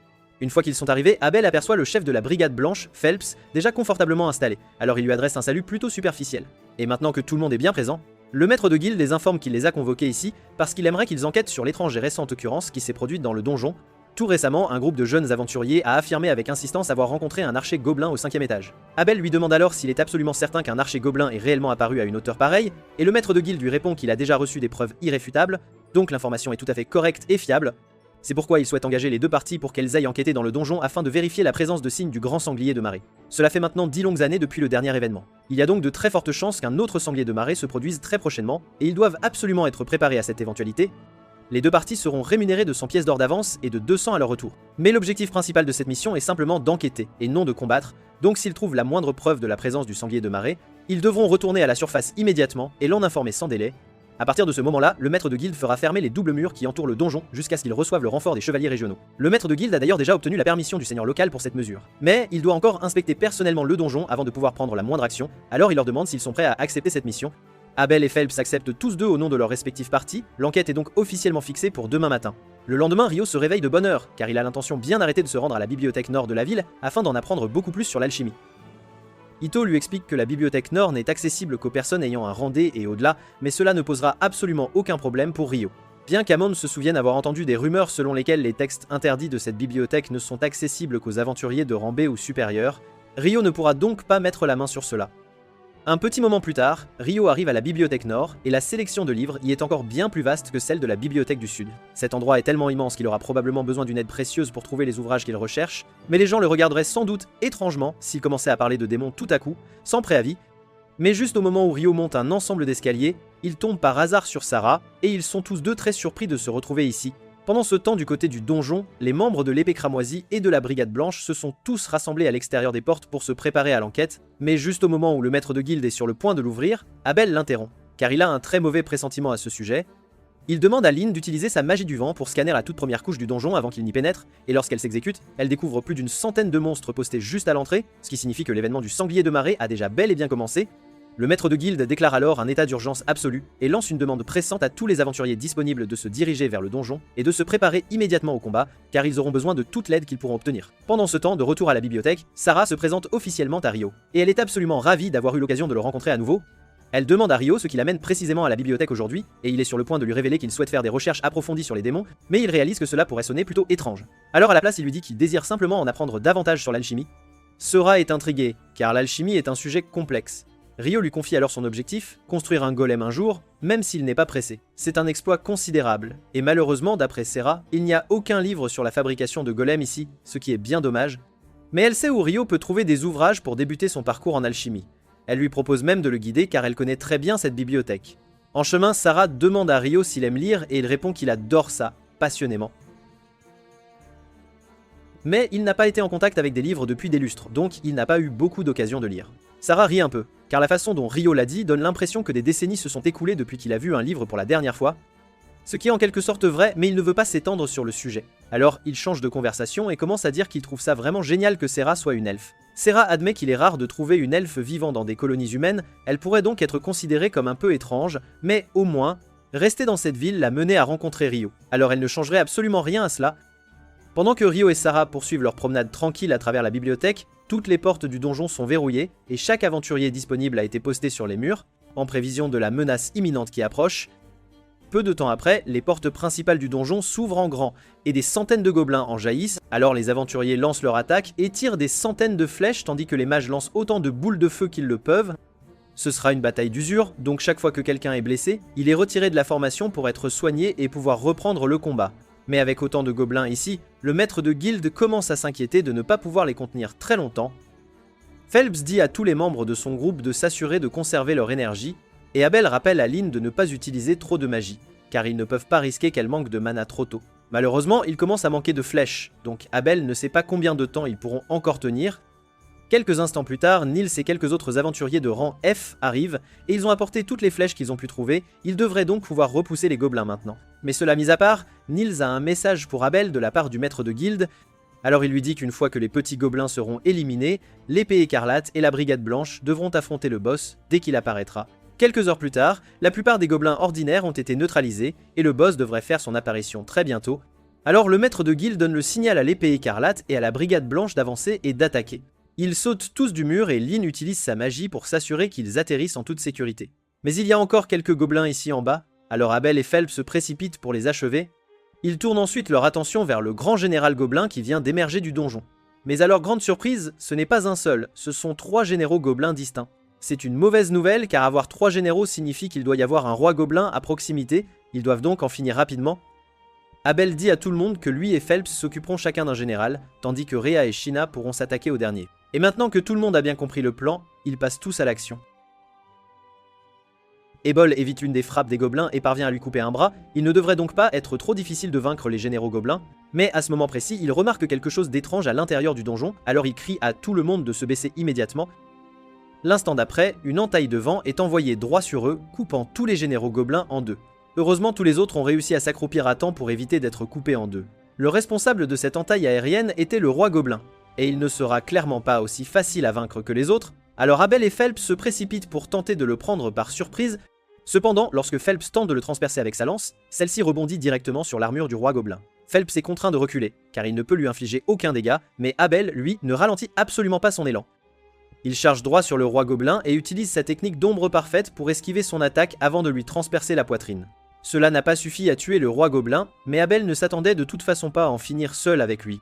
Il appelle ensuite Lynn, qui a chargé un sort de balle de vent pendant tout ce temps, et une fois qu'il est hors de portée, elle transperce le roi gobelin, mettant officiellement fin à la crise. Tout le monde retourne à la guilde pour célébrer leur victoire, et au moment où Rayo revient, il n'a aucune idée de la raison pour laquelle tout le monde est si joyeux. Mais pendant que le reste des membres de la guilde fait la fête, le maître de guilde est enseveli sous une montagne de paperasse, car il doit encore envoyer les rapports sur le sanglier titré et traiter tous les paiements pour les aventuriers qui ont aidé à s'en occuper. Et en plus de tout cela, des chercheurs de la capitale royale ne manqueront pas d'arriver tôt ou tard pour demander à collecter des données sur le sanglier titré, il devra donc s'occuper d'eux aussi. Pendant ce temps, à la fête, Abel vient de finir d'expliquer tout ce qui s'est passé avec le sanglier des marais pendant qu'il était à la bibliothèque. Quand les amis d'Abel font leur apparition, Lynn voulait demander à Rio en personne depuis un certain temps déjà, alors elle lui dit qu'elle veut savoir s'il peut vraiment créer d'épais murs de glace à distance. Rio le confirme, et pour être exact, il dit qu'il peut lancer des sorts jusqu'à une distance d'environ 40 mètres, mais cela lui a pris beaucoup de temps pour maîtriser la technique, donc c'est pas aussi facile qu'il le laisse paraître. Même si c'est le cas, Lynn n'a jamais entendu parler de quelqu'un capable d'utiliser la magie à une telle distance. Alors elle demande à Rio si c'est une sorte de sort original, et si oui, alors elle veut savoir quelle incantation il utilise pour le lancer. Rio dit qu'il serait ravi de lui montrer plus tard, mais quant à l'incantation, il l'invente un peu sur le moment, donc elle peut utiliser ce qu'elle veut. Juste à ce moment-là, Nels fait remarquer que la plupart de la nourriture est déjà partie. Alors si Rio ne se dépêche pas, il n'aura rien à manger. Il s'excuse pour aller chercher de la nourriture, mais Lynn est toujours confuse par ce qu'il voulait dire quand il a dit qu'il improvisait les incantations. Abel l'informe alors que Rio n'utilise les incantations que parce qu'il les trouve cool, mais qu'il est parfaitement capable de lancer des sorts sans dire un mot, et cela lui semble encore plus absurde que les murs de glace. Tôt le lendemain matin, Nils, Ito et Amon se rassemblent tous à la guilde pour chercher un travail, mais ils sont déçus de voir le tableau des quêtes complètement vide. Juste à ce moment-là, Rio passe par là et leur demande ce que les trois font, car d'habitude, ils seraient déjà au travail à cette heure-ci. Malheureusement, après le sanglier titré d'hier, le donjon a été fermé pour inspection, ils ne pourront donc pas y aller avant un certain temps. Ils espéraient trouver un travail de collecte de ressources pour s'en sortir en attendant, mais avec tous les objets qui sont tombés pendant le sanglier des marais, il n'y a pas beaucoup de demandes pour la collecte de ressources. Leur problème mis à part, ils demandent à Rio ce qu'il fait. Alors il leur dit qu'il cherche en fait du minerai de cuivre magique, car il en a besoin pour commencer à pratiquer l'alchimie. Ito se souvient avoir entendu dire que le minerai de cuivre magique est super cher, et Rio lui dit qu'il a raison, car le dernier magasin où il est allé lui a dit que cela coûterait 50 pièces d'or pour un seul morceau de cuivre. L'argent n'a pas vraiment beaucoup d'importance pour Rio, car il est très riche mais il veut aider ses amis, alors il leur demande s'ils seraient intéressés à collecter du minerai de cuivre magique pour lui. Il dit qu'il est prêt à leur payer 4 pièces d'or chacun, qu'ils trouvent ou non du minerai de cuivre, et s'ils en trouvent, il l'achètera souvent pour 25 pièces d'or. Tous les trois sont stupéfaits, car c'est plus d'argent qu'ils n'en ont jamais gagné de leur vie, mais Ito demande à Rio s'il est vraiment d'accord pour leur payer autant. Rio dit qu'au final, s'il trouve le cuivre, il n'aura à leur payer que 37 pièces d'or, ce qui est bien moins cher que les 50 pièces d'or qu'il devrait débourser pour obtenir le cuivre en ville. C'est donc une bonne affaire pour lui aussi. Puisqu'il confirme que Rio est sérieux au sujet de l'accord, les trois se précipitent pour commencer leurs recherches. Mais une fois qu'ils sont partis, Rio entend une agitation à l'extérieur. Alors il va jeter un coup d'œil. En bas, il voit Dan se disputer avec un groupe de chevaliers qui essaie pratiquement d'enlever une jeune fille en plein jour. La jeune fille ne veut clairement pas les suivre. Alors quand ils essaient de l'entraîner de force, Don intervient et pousse le chevalier pour qu'il relâche son emprise sur elle. Elle est maintenant libre, mais ils ont de plus gros problèmes à gérer, car les chevaliers sont toujours 4 contre 1 face à Dan, et ils ont des épées, il n'y a donc aucune chance qu'ils puissent gagner ce combat. Le chef du groupe de mecs se prépare à donner une leçon à Dan pour avoir osé s'opposer à un chevalier, mais pour une raison quelconque, dès qu'il fait un pas, il trébuche et tombe au sol. Tout le monde est vraiment confus, car il n'y a clairement rien près des pieds du chevalier, mais le chevalier ne veut pas accepter l'embarras d'admettre qu'il a trébuché sur ses propres pieds, alors il accuse Dan de lui avoir fait quelque chose. Cependant, alors qu'il essaie de se remettre debout, il trébuche encore une fois. Peu de temps après, Phelps apparaît, et il est consterné par les actions de ses soi-disant chevaliers. Au début, les chevaliers essaient de le menacer, car ils ont techniquement plus de pouvoir dans la ville que les aventuriers, mais leur tactique d'intimidation ne fonctionne pas sur Phelps, car bien qu'il soit un aventurier, il est aussi un noble. Son nom complet est Phelps Heimline, et dès que les chevaliers entendent que Phelps est de la famille Heimline, ils réalisent qu'ils ont commis une grave erreur. Le père de Phelps, Alexis Heinlein, était l'ancien capitaine des chevaliers royaux, ce qui signifie que la famille Heinlein a beaucoup d'autorité sur les chevaliers, et que Phelps pourrait probablement les faire renvoyer sur un coup de tête s'il le voulait. Et s'il avait été là pendant qu'ils essayaient d'enlever la jeune fille, il n'aurait probablement pas hésité une seconde à les éliminer. Mais pour l'instant, tout ce qu'il sait, c'est qu'ils étaient sur le point de s'en prendre à Dan, alors il leur crie dessus, les traitant de déshonneur pour la chevalerie, et leur dit de déguerpir avant qu'ils ne changent d'avis sur le fait de les laisser partir. Une fois les chevaliers partis, Phelps lève les yeux vers Rio car il a remarqué ce qu'il a fait plus tôt. Il avait déjà entendu dire par Abel que la magie de Rio était extraordinaire, mais le voir de ses propres yeux est toujours aussi incroyable, car il n'a jamais été témoin de quelqu'un utilisant la magie à une telle distance ou avec une telle précision. Bien sûr, il n'a pas l'intention de dire à qui que ce soit que c'est Rio qui a fait trébucher ses chevaliers royaux, car cela créerait des ennuis pour Rio. Mais il apprécie vraiment que Rio soit intervenu pour aider, car il se sent personnellement responsable d'avoir laissé de telles personnes pour y devenir des chevaliers royaux. Plus tard cette nuit-là, Rio déjeune à la taverne quand Abel apparaît par hasard. Il est rare qu'il soit sorti sans le reste de son groupe, Alors Rio suppose immédiatement qu'Abel doit se rendre au quartier des plaisirs après cela. Abel panique et dit à Rio d'arrêter de parler avant que les gens ne l'entendent. Et avec les compétences déductives expertes de Rio, il en déduit que, puisque Abel ne veut pas que les gens pensent qu'il est le genre de personne à aller au quartier des plaisirs, il doit avoir des vues sur quelqu'un. Au début, il a pensé que ce pourrait être Lynn, mais Abel lui dit qu'il se trompe, car Lynn a déjà le béguin pour Warren. Cela étant le cas, Rio en conclut qu'Abel doit avoir le béguin pour Ria, et Abel panique encore plus en essayant de le nier, mais cela confirme à peu près les soupçons de Rio. Le béguin d'Abel mis à part, Rio lui demande ce qu'il fait vraiment seul ce soir. Et techniquement, il va bien au quartier des plaisirs, mais pas pour les raisons habituelles, et puisque Rio est là, il pourrait vraiment avoir besoin de son aide. L'un des enquêteurs du donjon des péchés à Loon est un vieil ami d'Abel, et des chevaliers royaux lui ont été assignés pour le protéger pendant son séjour en ville. Malheureusement, ces gardes sont les mêmes que ceux que Rio a repérés plus tôt, et de nombreux rapports font état de crimes odieux qu'ils ont commis en abusant de leur position de chevalier. Abel a entendu dire qu'ils étaient au quartier des plaisirs ce soir, et ils sont voués à causer des problèmes à un moment donné, alors il veut les arrêter avant que quiconque ne soit blessé. Alors qu'il marche, Rio remarque par hasard deux aventuriers qui parlent, mais il a rencontré tous les aventuriers de la ville à ce stade, et il ne reconnaît pas ces deux-là. Abel lui dit qu'il n'est pas rare que des aventuriers se rendent à Loud pour explorer le donjon, mais le donjon est fermé en ce moment, donc cela semble effectivement suspect. Surtout que les aventuriers sont vêtus de noir et s'éloignent dès qu'ils réalisent que Rio et Abel les observent. Un peu plus tard, Rio et Abel s'engagent intentionnellement dans une ruelle sombre, et en quelques instants, ils sont pris en embuscade par ces aventuriers louches. Mais Rio avait déjà vu le coup venir. Alors il les assomme tous en faisant tomber de la glace sur leur tête. Pour être honnête, c'était beaucoup plus facile qu'ils ne l'avaient imaginé. Mais ils ne savent toujours pas ce que ces types tramaient, alors ils vont devoir les livrer aux gardes pour interrogatoire. Pendant ce temps, ailleurs dans le quartier des plaisirs, Phelps marche seul. Quand ses chevaliers se faufilent derrière lui, leur chef se sent toujours embarrassé que Phelps se soit mis en travers de son chemin plus tôt, alors lui et les autres prévoient de le tuer ce soir. Mais juste au moment où ils s'apprêtent à tirer leurs épées, ils réalisent tous qu'ils ne peuvent plus bouger pour une raison quelconque.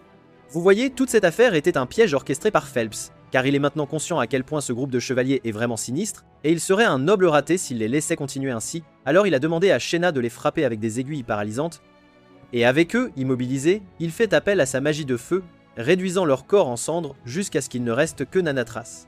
Le lendemain matin, l'équipe de recherche de la capitale arrive en ville, et comme le maître de guilde l'avait prédit, il cause immédiatement des problèmes à tout le monde en réquisitionnant toute la provision de nourriture du jour pour leur enquête. En plus de cela, Clive exige également que Hugh rouvre le donjon et lui fournisse des aventuriers pour sa protection pendant qu'ils enquêtent. Hugh dit à Clive qu'il est déraisonnable, car ils ne savent pas dans quel état se trouve le donjon en ce moment, et cela pourrait être vraiment dangereux, mais Cliff lui rappelle qu'il a reçu pleine autorité sur l'enquête. Alors Hugh doit faire tout ce qu'il lui dit. Le conseiller, Arthur, s'excuse auprès de Hugh pour le comportement de Clive et promet de remplacer les fournitures qui ont été prises à la ville, ce que Hugh apprécie grandement, mais Clive refuse toujours d'abandonner l'idée de rouvrir le donjon pour y entrer. Hugh finit par céder et dit qu'il est prêt à ouvrir le donjon pour Clive, mais il précise bien que si quelque chose tourne mal, ni Hugh ni la ville de Lulu ne seront tenus responsables, tout cela retombera sur les épaules de Clive. Il commence à avoir des doutes maintenant qu'il réalise qu'il devra faire face aux conséquences si quelque chose tourne mal, mais il ne peut plus reculer après avoir tant discuté à ce sujet. Il finit par accepter les conditions de Hugh, mais il reste encore la question de trouver des aventuriers pour accompagner l'équipe de recherche. Un peu plus tard, Rio se dirige vers la cafétéria quand une jeune fille en sort en courant et lui demande s'il peut lui montrer le chemin de la guilde des aventuriers. Rio était en route pour déjeuner, mais puisqu'elle a besoin d'aide, il l'emmène à la guilde. Le nom de la jeune fille est Nathalie Schwarzkopf, et elle est ici pour livrer une lettre demandant l'aide du groupe d'Abel pour défendre l'équipe d'enquête dans le donjon. Rio est surpris d'apprendre qu'une équipe d'enquête est envoyée là-bas puisque le donjon est fermé, mais Abel est sûr que quelqu'un a dû user de son influence pour forcer Hugh à le rouvrir. La raison pour laquelle le donjon a été fermé en premier lieu est que, il y a des décennies, après un sanglier titré, un groupe de rang A a été envoyé pour enquêter, mais aucun d'entre eux n'est jamais revenu. Même leur chef, qui était pratiquement un surhomme de rang S, n'a plus jamais été revu, et si ce qui se trouvait là était suffisant pour éliminer un rang S, la guilde ne voulait prendre aucun risque. Ainsi, à partir de ce moment-là, il est devenu une politique de fermer le donjon chaque fois qu'un sanglier titré apparaît. Rio est intrigué par l'histoire, mais il a aussi assez faim, alors il va devoir partir maintenant. Une fois Rio parti, Lynn demande si Nathalie fait vraiment partie de la famille Schwarzkopf, car ils sont réputés pour leur magie de l'eau légendaire. Nathalie le confirme, alors Lynn lui demande si elle a déjà entendu parler d'une magie qui permet à un mage de créer un mur de glace à distance. Nayli dit qu'elle n'est pas sûre que quelque chose comme ça soit même possible. Alors Abel lui dit qu'aussi difficile que cela puisse être à croire, Rio est en fait capable de créer un mur de glace à 40 mètres de distance. Et à ce propos, il veut avertir tout le monde ici que sous aucun prétexte ils ne doivent chercher querelle à Rio. Et s'il se retrouve face à lui, il devrait simplement abandonner et se rendre, car il n'y a aucune chance qu'ils puissent le battre, même s'ils le combattaient tous en même temps. Il dit aussi à Nelly que si jamais elle a besoin d'aide et qu'elle ne trouve aucun d'entre eux, alors elle devrait aller voir Ryo pour obtenir de l'aide. 3 jours passent et les amis de Ryo reviennent enfin de leur mission, et ils réussissent à collecter 2 minerais de cuivre magiques. Alors Ryo leur paie 90 pièces d'or au total, et ils sont vraiment reconnaissants, car ils n'auront pas à travailler avant un bon moment avec autant d'argent. Pendant ce temps, dans le donjon, l'équipe d'enquête a déjà atteint le 7e étage. Mais étrangement, ils n'ont pas encore vu un seul monstre. Alors ils continuent de s'enfoncer plus profondément. Finalement, ils tombent par hasard sur un carré noir sur le côté du mur. Et aucun d'entre eux n'a la moindre idée de ce que c'est, car ils n'ont jamais rien vu de tel auparavant. Mais Clive est extatique, car c'est une anomalie de premier ordre pour l'analyse. Il ordonne immédiatement à tout le monde d'installer l'équipement de mesure afin qu'ils puissent envoyer des données à la surface, et une fois cela fait, l'équipe d'analyse, y compris Nathalie, commencera à examiner minutieusement les données pour identifier l'anomalie.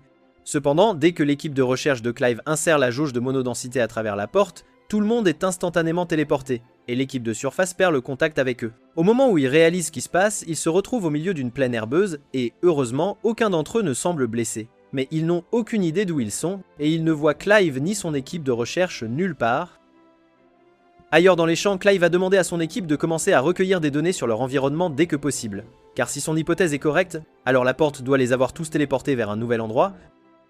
Cela signifie qu'il y a un risque très réel d'être attaqué, donc tout le monde doit être sur ses gardes, mais Clive est en fait content que cela se soit produit, car cela lui donnera une meilleure compréhension de la théorie selon laquelle les monstres, dont le sanglier titré est originaire du 38e étage, et en tant que celui qui a découvert la porte de téléportation, il est sûr d'obtenir une promotion au poste de chef de département une fois qu'ils seront de retour à la surface. Mais ce n'est que s'ils s'en sortent vivants, car les créatures ici en bas ne semblent pas être très amicales. De retour à la surface, Nathalie et les autres membres de l'équipe de recherche essaient toujours de comprendre ce qui est arrivé aux aventuriers lorsque le localisateur se rallume soudainement.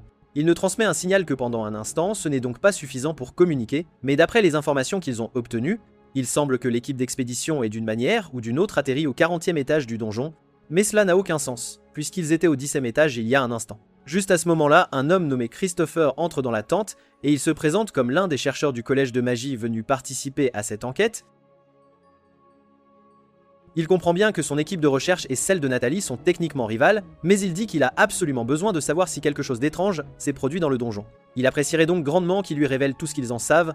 Nathalie et le reste de l'équipe de recherche hésitent un peu à révéler des informations aussi sensibles. Alors Christopher explique qu'il y a peu de temps, il entrait dans le donjon avec les aventuriers désignés pour la 2e expédition de recherche, mais juste au moment où il allait franchir le seuil du donjon, toutes les personnes devant lui ont tout simplement disparu. C'est pourquoi il est désespéré de découvrir ce qui leur est arrivé. Le témoignage de Christopher confirme que les aventuriers dans le donjon ont bien été téléportés, ce qui explique comment ils se sont retrouvés au 40e étage, mais cela n'améliore en rien la situation actuelle. À ce stade précis, le plus loin qu'un aventurier ait jamais osé s'aventurer dans le donjon est le 38e étage, et on dit qu'à partir de cet étage, il serait difficile même pour un groupe de rang EB de survivre, sans parler de tous les groupes de rang C et D qui les ont rejoints. Heureusement, le groupe d'Abel faisait partie des personnes envoyées lors de la première expédition. Lui et les autres devraient donc pouvoir protéger tout le monde pendant un certain temps. Mais les choses vont très vite mal tourner, et ce, très rapidement s'ils ne trouvent pas un moyen de les secourir. Quand Nathalie apprend qu'Abel et tout son groupe sont coincés dans le donjon, elle se souvient de ce qu'il lui a dit avant d'y entrer. Elle se précipite donc à la bibliothèque pour trouver Ryo et lui demander de l'aide. Pendant ce temps, de retour à la guilde, Nina entre dans le bureau de Yu et l'informe que quelque chose a mal tourné avec l'enquête en cours. L'équipe envoyée a disparu aléatoirement après être entrée, et tout contact a été perdu. Alors le doyen Christopher demande la présence de Yu afin qu'il puisse comprendre ce qui se passe. Hugh se lève immédiatement de son bureau et dit à Mina qu'il s'y rend tout de suite. Mais pendant son absence, il veut qu'elle garde les détails de la situation secret jusqu'à son retour, parce que si les aventuriers restants venaient à le découvrir, cela pourrait provoquer une panique générale. Au même moment, Ryo se fraye un chemin dans la bibliothèque comme d'habitude, mais il ne fait pas beaucoup de progrès dans ses recherches, car il n'a absolument aucune idée de l'endroit où trouver les livres dont il a besoin. Il souhaite vraiment que Sarah soit là, car il est sûr qu'elle saurait où trouver les livres dont il a besoin, et il a de la chance car elle se trouve justement dans l'allée d'à côté. Ryo est ravi de la voir, alors il s'approche et explique qu'il a essayé de consulter des registres d'éclipses et de mascarets, mais qu'il n'a absolument aucune idée de l'endroit où chercher. Sarah a dit qu'elle serait heureuse d'aider car elle sait exactement où se trouvent ces registres. Personnellement, elle pense qu'il y a un lien évident entre les éclipses et les mascarets, car avant que les mascarets ne se produisent, il y a eu une éclipse 2 jours auparavant, et historiquement, le même schéma s'est répété encore et encore, sans cesse. Cela dit, il lui a fallu énormément de recherches pour établir ce lien, alors elle veut savoir pourquoi Ryo s'intéresse soudainement autant à ce sujet. Cependant, Ryo ne peut pas vraiment lui dire qu'il a combattu un démon en plein milieu de la ville lors de la dernière éclipse, Alors il change de sujet et demande à Sura si elle sait pourquoi les pierres magiques changent de couleur. Elle sait que Ryo cache quelque chose, mais elle décide de laisser tomber pour l'instant et explique que la couleur d'une pierre magique change en fonction de la durée de vie du monstre. Ryo le savait déjà, et c'est en partie la raison pour laquelle il est si intéressé par le Tidalbour, car selon les rapports, toutes les pierres magiques obtenues des monstres Tidalbour étaient claires. Actuellement, les gens supposent que les monstres remontent des niveaux inférieurs pendant un Tidalbor, mais les pierres magiques claires indiquent que tous ces monstres n'étaient apparus que très récemment. Ryo se souvient que les registres de tous les autres Tidalbors rapportaient le même phénomène de pierres magiques claires, et Ryo est surpris car il ne pensait pas que des registres aussi détaillés seraient disponibles ici. Serra lui dit que les registres sont en fait en assez mauvais état et qu'ils sont tous sur parchemin, donc même les bibliothécaires ne les connaissent pas, mais elle sait exactement où ils se trouvent, alors elle peut les lui montrer s'il le souhaite. Pendant ce temps, du côté de l'équipe d'enquête, ils n'ont toujours pas réussi à déterminer où ils se trouvent, et compte tenu du fait qu'ils ont été téléportés ici, ils ne sont même plus sûrs d'être encore à l'intérieur du donjon à ce stade précis.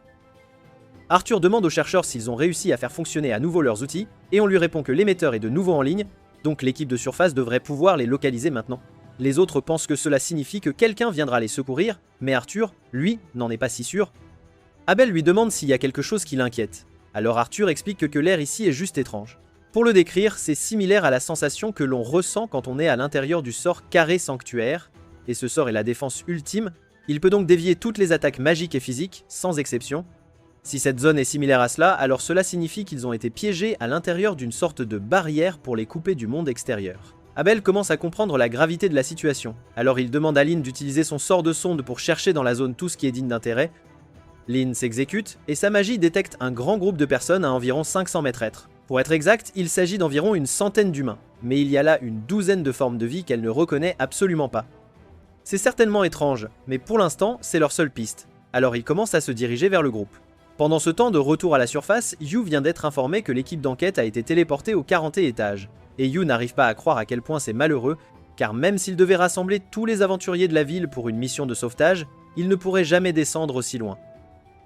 De plus, ils ne sont toujours pas sûrs de ce qui a causé la téléportation en premier lieu, alors Christopher dit qu'il serait bien trop risqué d'envoyer qui que ce soit là-bas en l'état actuel des choses. Ils vont juste devoir attendre et prier pour que l'équipe d'enquête soit en sécurité. Mais quand on regarde l'équipe, elle est tout sauf en sécurité, bien au contraire. Un feu infernal pleut sur l'équipe de recherche de Clive, et si certains des mages ont pu lever des boucliers à temps pour se défendre, beaucoup n'ont pas eu cette chance. Clive a du mal à comprendre comment les choses ont pu en arriver là. Mais il est certain d'une chose, absolument certain. Ces créatures qui les attaquent correspondent à la description des démons que Clive a lus une fois, et si elles sont vraiment aussi terrifiantes que les registres le mentionnent, alors ils sont foutus. Un groupe d'aventuriers charge pour essayer de prendre les démons par surprise, mais ils sont tous découpés en morceaux en quelques secondes, et ceux qui parviennent à survivre finissent par être réduits en cendres, sans espoir. Le groupe d'Abel arrive bientôt sur les lieux et ils sont horrifiés par ce qu'ils sont en train de voir, car c'est un véritable massacre sanglant. Ria jette un coup d'œil aux monstres et réalise que ce sont des démons.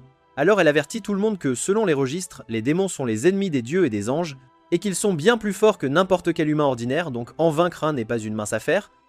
Ils ont tous des questions sur la raison pour laquelle des démons se trouveraient dans un endroit pareil.